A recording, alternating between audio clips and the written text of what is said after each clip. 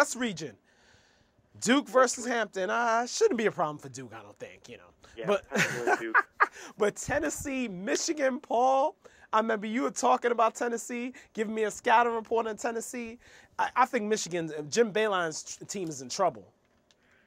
I think so too. They don't have enough firepower.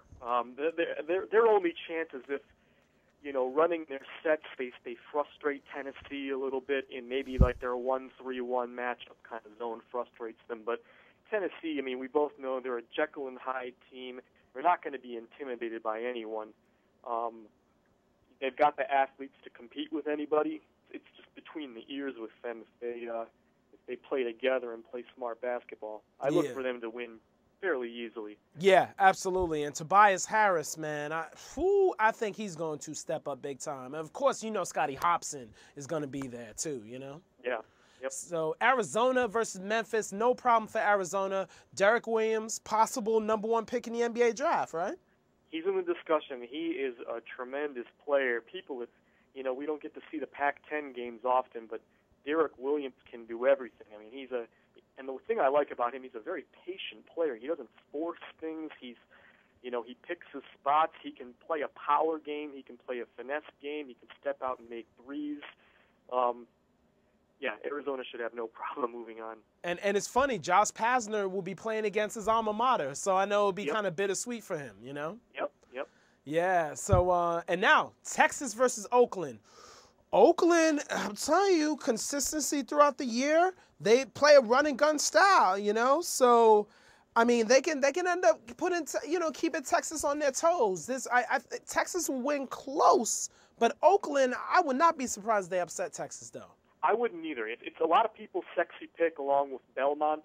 I see the Belmont pick happening, you know, more likely, but, you know, I'm thinking about Oakland. They have athletes and they're battle tested. They've played a tough schedule. They've played so many powerhouse teams non-conference this year and last year, and nothing's gonna, you know, be too over their heads. You know, if Texas doesn't come focused, they could go home, like you say. Yeah, and they have not played well. I mean, they played better, a little bit better in the Big 12 tournament, but those losses at Colorado, at Nebraska, I mean, two bubble teams, not slouches, but you know, those are games that their concentration was going away. Yeah, if Texas can get back to that, you know, their level of defensive play in January, where they were really locking people down and really using their length and their force on the boards, then they can go far. But if they don't bring their A game, Oakland could very well win. Yeah, absolutely. And then Cincinnati, Missouri, another Big East team that looks like we have going down. I mean, Cincinnati just does not have enough offensive firepower. They're not consistent, really. And Missouri, I'm telling you, that 40 minutes of hell that Mike Anderson acquired from Nolan Richardson, that's going to give Cincinnati fits. Because Cincinnati, they don't have any ball handlers, really. Yeah, you nailed it right there. I mean, Kashmir Wright's really their only ball handler. He's a good guard, but he's not a stellar guard. And like you say, I mean, Missouri's going to they want some of those poor ball handlers to have to handle it. Can you imagine Yancey Gates or some of those other guys trying to bring, help against the press? But, yeah, I like Missouri going forward. Yeah, absolutely. And Cincinnati, too, they had a cupcake non-conference schedule as well before Big East play, you know. But I do give them a lot of props for winning 10 games in the Big East, you know. Yeah. Mick Cronin's a good coach. I mean, he's got more recruits coming in next year, and they're only going to improve. Yeah, absolutely. And then UConn, I think UConn should be able to beat Bucknell.